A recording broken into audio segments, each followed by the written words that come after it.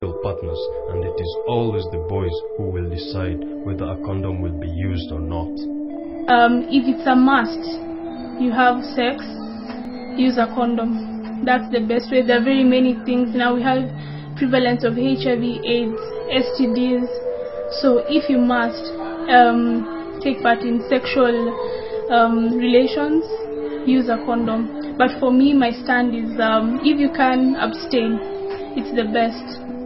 Hope for Teenage Mothers is a registered non-governmental organization from 2007, working with teenage mothers in Mukuru Ruben slum. It is located within Mukuru slums at Mukuru Ruben Center Primary School that is sponsored by the Christian Brothers. I saw the plight of the teenage mothers within Mukuru Ruben Center. I could see girls carrying children. Little did I know that these were children carrying their own children.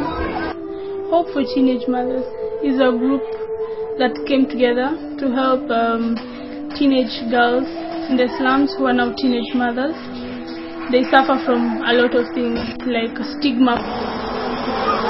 She told me she can't take it and I have to get out and face my life. Its inception was inspired by a chance meeting of like-minded people who shared their concerns of the plight of teenage child mothers.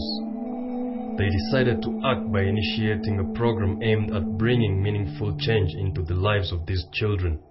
So what we're doing, we're empowering them, giving them a second chance. The breakdown of traditional social norms and social order has led to rapid increase in cases of child abuse in Kenya.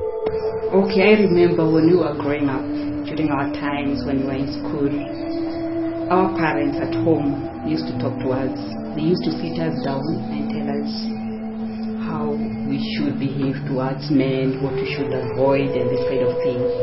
In school, the same thing at class 5. We used to have big girls at that time, and the teachers used to tell the boys to go out sometimes, and they could talk to the girls separately and the boys separately, and sometimes they could talk to us generally. But today, the parents and the teachers are feeling shy to actually talk out the issues, even in churches. Parents are not being part of their children's life. The prevalence of HIV/AIDS has added another dimension. Some men now believe young girls are not infected with the virus.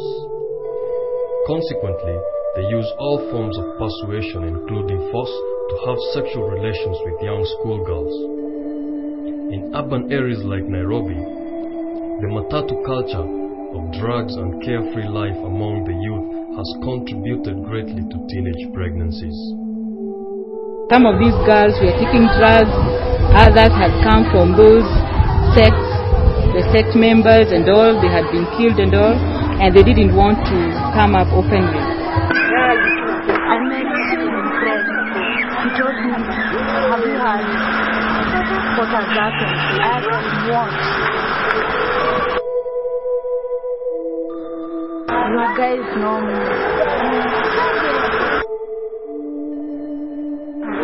When I was 5 months pregnant, he was shocked.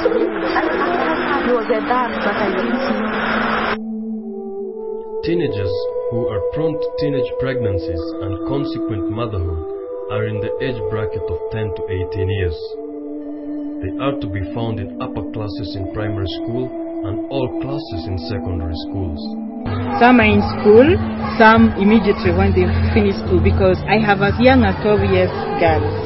So that girl would be in class 6, 7 there. Others are out of school due to various reasons. Okay, mimi nilidrop out of shule nikiwa form 3. Unaona, ile kuteseka maparo pia wamedai, nikajaribu kukaa ile nikapata chali ile kudini kupoa na kiasi ndo nikaget ball, but sikuwa nataka get ball, nilikuwa nataka at least niko stable, niko na pesa yangu. As already observed, majority of these children have their schooling terminated. By this act, these children are condemned to a life of destitution, poverty and hopelessness. Huyu ni mtoto yangu wa kwanza. Amepata mimba akiwa shuleni.